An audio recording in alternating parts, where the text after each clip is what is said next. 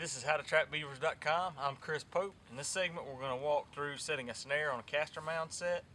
In this situation the Castor Mound it's right on the edge of the water, but we've got a lot of natural fencing and a decent channel that the beaver's coming in here, so I'm going to back off from the Castor Mound just a little bit and actually set the snare in the water, which is usually I set it right on the edge of the bank and the water, but it's pretty shallow water here. So first off, I've got a good live tree that I'm going to anchor my snare to. And I'm going to anchor it to one of the center trunks and make sure that the cable, and this is just my extension cable, wrapped around the tree, and then the snare fed through the loop in the end so that it cinches down on itself. And I want to keep my cable low on the tree just in case. There's a lot of stuff here that the beaver can chew on, but if he were to pick the tree, the anchor tree, I want to make sure my cable is low on the tree, or even underwater would be better, to make sure that the beaver doesn't chew the tree off, chew through the tree, and then escape. So that, I got that cinched down and it's low on the tree. Got a lot of extra cable here, so I'm going to wrap it around. Just kind of try to keep it out of the way.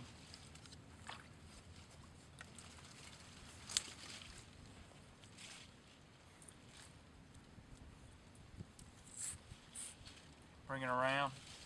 So I got my channel here where I want my snare. There's a few sticks right here on the left hand side blocking it.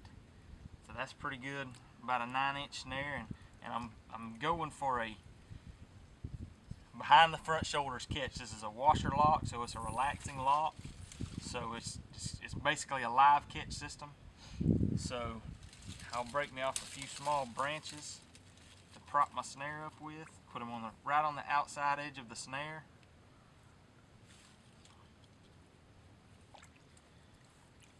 You gotta make sure they get anchored down in the mud good.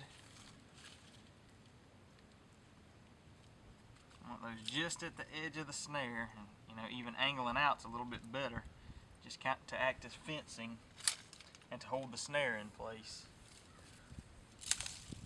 Some people use wire, that works just as well. I use wire sometimes, but it's pretty handy. I don't always have wire on me, so in this situation, this is a pretty good situation to just use some sticks and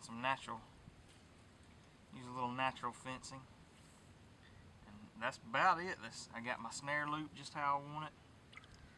Got my lock. I like to have the lock at 12 o'clock. Just want to slide back on me, so I'll put a little crimp in the cable just to make sure the lock doesn't slide backwards. Alright. Another trick you can do is if you've got a green branch, take that, it's got to be green, and break you off a 5 or 6 inch piece and then bend it in half, and you want it to act like a staple that will go right in the base, right at the base of the snare, to hold the snare in place. That way the first thing that moves is the lock. The snare doesn't start going with the beaver, but the lock actually starts tightening down first. In fact, I will put a little castor scent on top of the mound just to get them curious, to make sure that they come and check it out.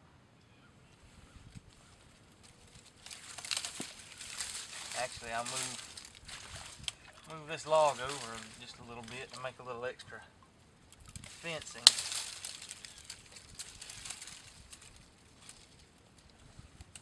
And that way, right through my snare is the best way for them to go.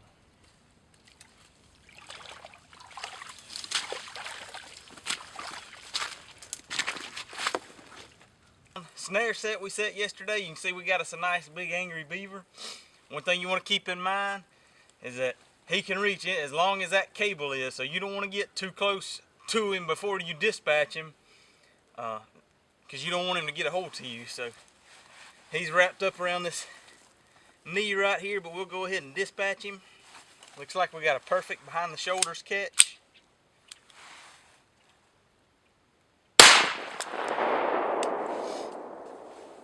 should do the trick. You can see here we got a catch just like we was wanting, right behind the front shoulders. Now with these snares, you know, that's going to leave a mark on your hide, so the quicker you can get the snare off of the beaver, the better. And sometimes you have to cut it because it's cinched down so tight and bound up, but that one I could work loose.